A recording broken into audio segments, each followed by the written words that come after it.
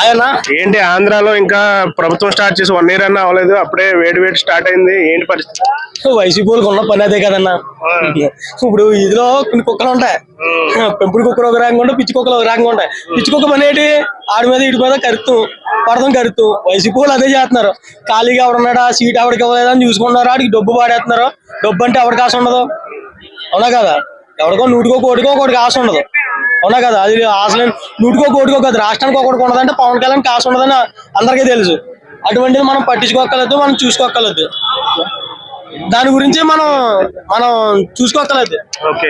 అయితే ఇప్పుడు ఒక మినిస్టర్ తిరుపతిలో ఒక ఎమ్మెల్యేని కొన్నారు అంటే ఓకే బ్రో. ఎక్కడో అబ్రాడ్ లో ఉన్న మినిస్టర్ నే మొన్న భరత్ అనే అతను కూడా లోకేష్ బాబు సీఎంఏ కావాలని చెప్పేసి కామెంట్ చేశాడు. మరి దాని మీద అంటే భరత్ బాబు అన్నాడంటే సీఎం కావాలి అన్నాడు అంతే. సీఎం ఇప్పుడు చేసేయండి అనలేదు కదా, కావాలన్నాడు. ఇప్పుడు అప్పుడే కాదు, ఇంకా టైం ఉంది, ఫ్యూచర్ టైం ఉంది. వాళ్ళు ఏదో వాళ్ళ పార్టీని పొగడాలి కదన్నా. మంట స్టార్ట్ అయినప్పుడు మళ్ళీ ఇంకో కట్టెట్టుకొచ్చైతే దాన్ని రగల్చడానికనే కదా. అది భర్త గారు ఎప్పుడు అన్నారన్న, ఇది ఇప్పుడు వచ్చింది, ఇది 2 రోజుల్లో వచ్చింది. భర్త గారు అన్నారు ఎప్పుడు 4 రోజుల కిందటే కదా అంటది. ఇది స్టార్ట్ అయిన తర్వాత అన్నారు పోనీ అనుకోవచ్చు. నిజంగా అది భర్త గారు సీఎం కావాలన్నారు తప్ప నిజంగా సీఎం ఇప్పుడు చెయ్యాలనలేదు కదా. ఇప్పుడు డిప్యూటీ సీఎం చెయ్యాలన్నారు, అది రాంగ్ వర్డ్. కావాలనడం వేరే, అవునా కాదా? నాకు కావాలా, ఎప్పటికన్నా నేను అది కావాలి, అవునా కాదా? దానికి వర్క్ డిఫరెన్స్ ఉంటుంది, అది మనం పట్టించుకోవాలి, చూసుకోవాలి. వైసీపీ ఉందంటారా దీని వెనక?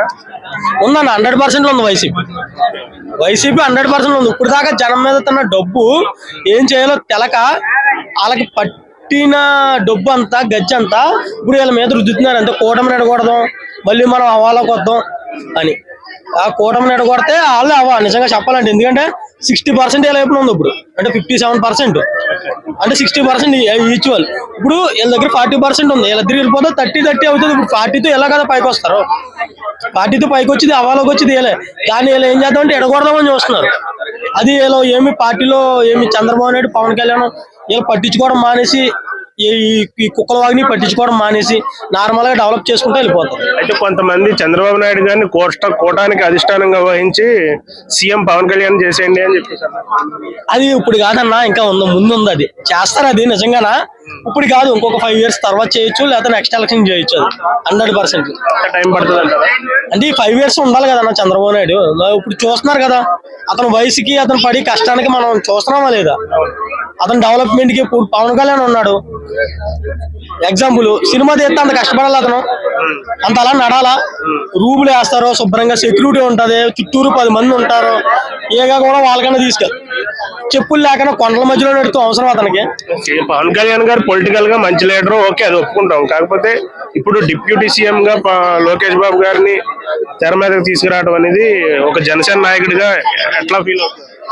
అంటే అది నాకైతే, అంటే ఎవరేమనుకున్నా పర్లేదు, అదైతే ఫాల్స్ ఎలిగేషన్, ఫాల్సే అదైతే 100%. ఎందుకంటే వైసీపీలు చేస్తున్న కుట్ర ఇదన్నీ అనుకోవచ్చు మనం.